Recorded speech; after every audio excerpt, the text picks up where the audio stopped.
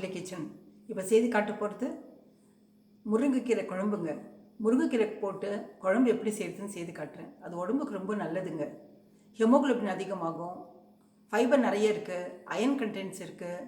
அதனால் உடம்புக்கு ரொம்ப நல்லதுங்க. அது வாரத்துக்கு 2 முறை எடுத்துக்கோங்க நீங்கள். அது எப்படி செய்யுதுன்னு சொல்லிட்டு செய்து காட்டுறேன் நான்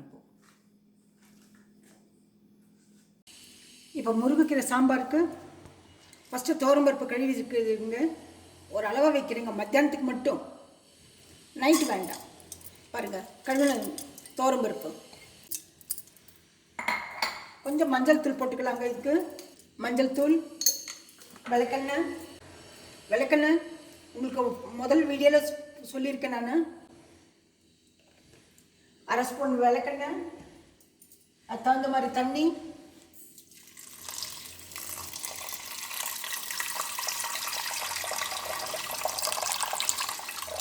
அது வேகிறதுக்கு. இது ஒரு 4 விசில் விட்டுலாங்க. அதுக்குள்ளே முருங்கைக்கீரை க்ளீன் பண்ணி வச்சுக்கலாம், வெங்காயம் கட் பண்ணி வச்சுக்கலாம், பச்சை மிளகாய், தக்காளி பழம் எல்லாத்தையும் கட் பண்ணி வச்சுக்கலாங்க. இதை விசில் போட்டுடலாங்க.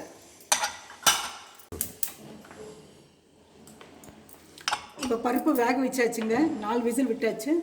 இப்போ பார்க்கலாம். பார்த்தீங்களா, நல்லா வெந்திருக்கு. இப்போ இதை எடுத்து இந்த பாத்திரத்தில் ஊற்றி கடைஞ்சிக்கலாம். அதுக்கு ஒரு பாத்திரம் வச்சுருக்கேன் பாருங்கள், நல்லா வெந்திருக்கு.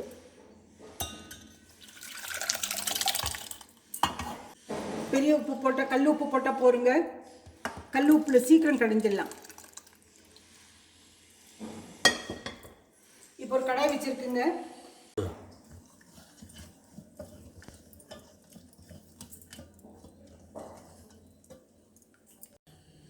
கடாய் காஞ்சி போச்சுங்க. எண்ணெய் ஊற்றலாம். ஒரு 2.5 ஸ்பூன் அதில் கடுகு போடலாம். இது எண்ணெய் காஞ்ச உடனே கடுகு போடலாங்க. கடுகு பொரிட்டுங்க. கடுகு பொரிஞ்சதை உளுத்தம்பருப்பு போடலாம். 1/4 ஸ்பூன் உளுத்தம்பருப்பு போட்டிருக்கேன் நான். 1/4 ஸ்பூன் சீரகம் போடுறேன். கொஞ்சமாக அதை விட, சீரகத்தை விட கம்மியாக வெந்தயம் போடுறேங்க. வெந்தயம் போட்டு பெருங்காயம் போடுறேங்க. பாருங்கள், பெருங்காயம் கொஞ்சம் அதிகமாக போடுறேன். வெங்காயம் 2 பச்சை மிளகாய், ஒரு 10 வெங்காயம் போடுறேன்.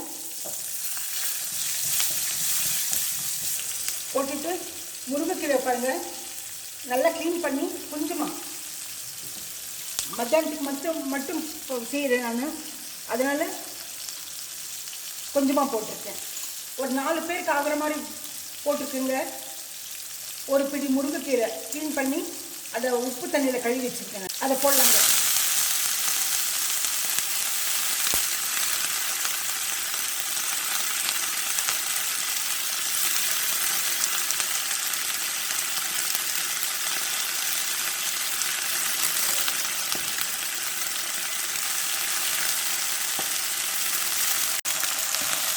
முருங்கைக்கீரை போட்டாச்சுங்க. அதை வதக்கிடலாம் எண்ணெயிலேயே.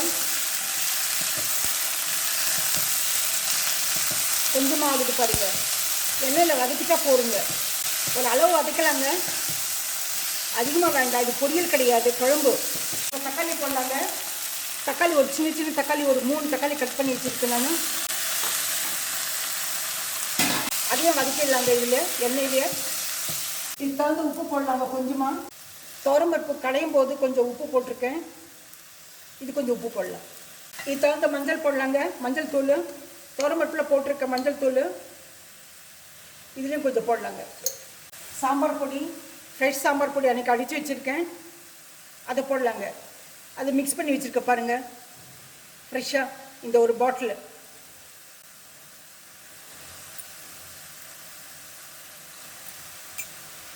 செய்துட்டு எல்லாத்துக்கும் தேவையான அளவு நமக்கு தெரியுங்க.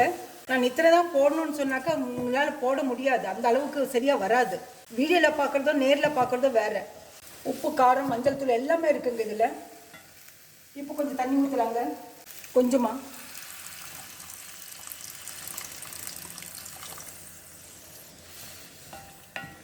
ஊற்றிட்டு இந்த குக்கரை எடுத்து ஊற்றிடலாங்க.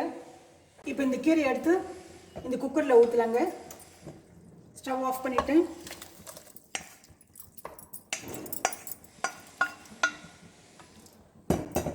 இந்த பருப்பு எடுத்து ஊற்றலாங்க. கடைஞ்சி வச்சுருக்க பருப்பு இந்த கடாய்க்கு கொஞ்சம் கழுவி ஊற்றலாங்க. கொஞ்சமாக தண்ணி ஊற்றி இதை ஒரு விசிலுக்கு விட்டுடலாங்க.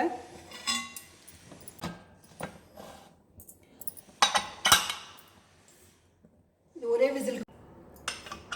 இப்போ குக்கர் ஆறி போச்சுங்க. முருங்கைக்கீரை குழம்பு பாருங்கள் எவ்வளோ கெட்டியாக இருக்குது. ஸ்டவ் ஆன் பண்ணிக்கிறேன் நான். இப்போ ஒரு கொதி வந்ததும் புளி ஊற்றலாங்க. குழம்பு கொதி வந்துருச்சுங்க. இப்போ கொஞ்சமாக புளி ஊற்றலாங்க. ஏன்னா தக்காளி பழம் அதிகமாக போட்டிருக்கேன். கீரை குழம்புக்கு, முருங்கைக்கீரை குழம்புக்கு புளி அதிகமாக வேண்டாம், கொஞ்சமாக ஊற்றினா போதும். சின்ன நெல்லிக்காய் உருண்ட அளவுக்கு புளி ஊற்றிருக்கேன். கூட கொஞ்சம் தேங்காய் பூ போடுறேங்க. அளவாக போட்டால் போருங்க.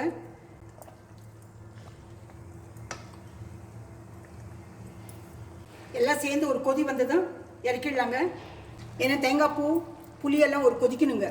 ரொம்ப நேரம் கொதிக்க விடாதீங்க. புளி ஊற்றுன பிறகு பழைய குழம்பு மாதிரி எதிரிடும். இந்த தருணத்தில் நீங்கள் உப்பு இருக்கா கரெக்டாக பார்த்துக்குங்க. நீங்கள் எனக்கு உப்பு கரெக்டாக இருக்கும், உப்பு காரமெல்லாம் கரெக்டாக இருக்கும். நீங்கள் பார்த்துங்க, இந்த தருணத்தில் உப்பு பார்த்துக்குங்க. போருங்க. இது கொதிச்சுது, ஆஃப் பண்ணிடலாங்க. ஆஃப் பண்ணிவிட்டு நம்ம சர்வ் பண்ணுற பாத்திரத்தில் ஊற்றிடலாங்க. பாருங்கள், இந்த அளவுக்கு கெட்டியாக இருந்தால் போருங்க குழம்பு. பாருங்கள், சின்ன வெங்காயம் எல்லாம் நல்லா இருக்குது. இந்த தருணத்தில் இந்த பாத்திரத்தில் ட்ரான்ஸ்ஃபர் பண்ணிக்கிறேன் நான், சர்வ் பண்ணுற பாத்திரத்தில். இந்த ரெசிபி பிடிச்சிருந்தா லைக் பண்ணுங்கள், ஷேர் பண்ணுங்கள், சப்ஸ்கிரைப் பண்ணுங்கள். மறக்காமல் பெல் பட்டன் ப்ரெஸ் பண்ணுங்கள். அடுத்த ரெசிபியில் பார்க்கலாம்.